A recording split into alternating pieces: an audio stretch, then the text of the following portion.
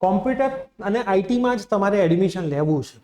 કદાચ તમારા માર્ક થોડા ઓછા આવે એવું તમને લાગે છે.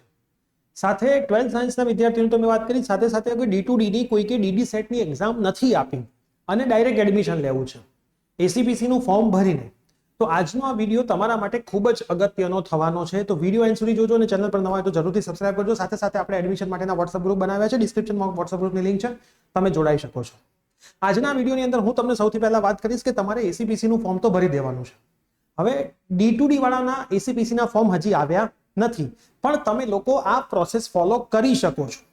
હવે આજના વિડીયોની અંદર હું તમને ગાંધીનગર અને અમદાવાદની આજુબાજુની ઘણી બધી યુનિવર્સિટી એવી છે જે એમની કોલેજની વિઝિટ માટે બસની સુવિધા પ્રોવાઈડ કરે છે.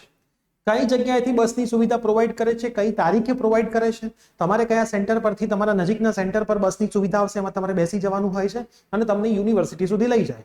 તમે કોલેજ આખી વિઝિટ કરી શકો, બધા સવાલો પૂછી શકો અને પછી તમને પાછા તમારા સ્ટેન્ડ ઉપર 4-5 કલાકની વિઝિટ પછી છોડી દે અને તમે તમારા ઘરે જઈ શકો.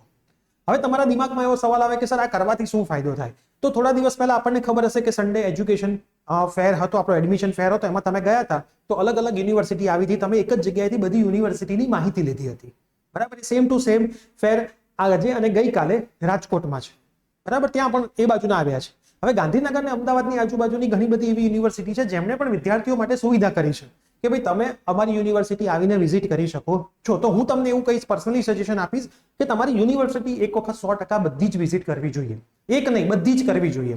બધી જ કર્યા પછી એ યુનિવર્સિટી સિવાયની પણ યુનિવર્સિટી વિઝિટ કરવી જોઈએ, કોલેજ વિઝિટ કરવી જોઈએ અને પછી તમારું એડમિશનનું ડિસિઝન સરસ રીતે લેવું જોઈએ. તો વિડીયોમાં હું તમને માહિતી આપવાનો છું કે અલગ અલગ યુનિવર્સિટીમાંથી હે ને અલગ અલગ ડેટ ઉપર વિઝિટ માટે બસની સુવિધા પૂરી પાડી છે. જેમ કે કર્ણાવતી યુનિવર્સિટી માટે 9/5/2024 ના રોજ બસની સુવિધા તમને મળશે.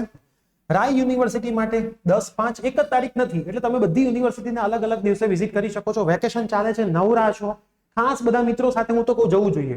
બરાબર, ત્યાં જશો, તમને યુનિવર્સિટી બતાવશે, ઘણી બધી યુનિવર્સિટી સારી નાસ્તાની વ્યવસ્થા કરશે તો નાસ્તો પણ કરવા મળશે, તો ભવિષ્યમાં ખબર પડે કે કેન્ટીન કેવી છે.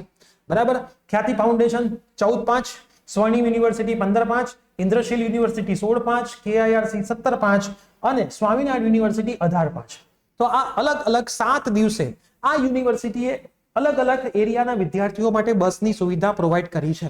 તમને બસ પિકઅપ કરશે, યુનિવર્સિટી સુધી લઈ જશે, યુનિવર્સિટી તમને આખી બતાવશે, તમને સમજાવશે, તમારા ડાઉટ સોલ્વ કરશે અને પછી તમને તમારા પિકઅપ પોઈન્ટ પર પાછા મૂકી જશે. લખ્યું છે જો, ફ્રી છે, ફ્રી, એક પણ રૂપિયો લેવાનો નથી.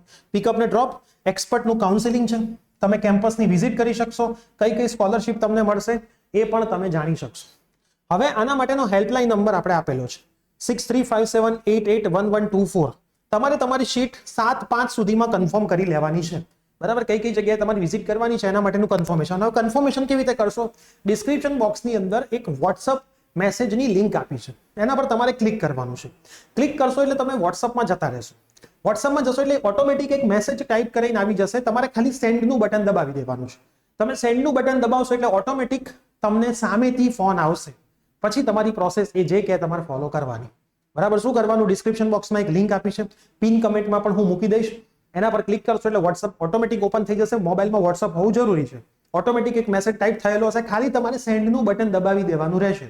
સેન્ડનું બટન દબાવશો બરાબર એટલે ઓટોમેટિક સામેથી તમને કોલ આવશે અને ફ્રી છે, એક પણ રૂપિયો તમારી પાસેથી લેવામાં નહીં આવે, ખાસ ધ્યાન રાખજો. બરાબર, એક પણ રૂપિયા તમારે સામેથી આપવાનોય નથી, લોકો લેશે જ નહીં પણ તોય તમારે આપવાનો નથી. તો ખાસ યાદ રાખજો. હવે બસ છે, બસની કેપેસિટી તમને ખબર છે 40 થી 45 વિદ્યાર્થીઓની હોય, પેરેન્ટ સાથે આવે તો 20-25 આવી શકે. તો જેટલું તમે વહેલું રજીસ્ટ્રેશન કરાવશો એટલું વહેલું વિઝિટ કરવા મળશે, નહીતર પછી કેવું થશે, તમારે જાતે વિઝિટ કરવા જવું પડશે. તો જો બસની સુવિધા આપણા ઘર આંગણેથી મળતી હોય નજીકની જગ્યાઓથી તો આમાં જઈ આવે.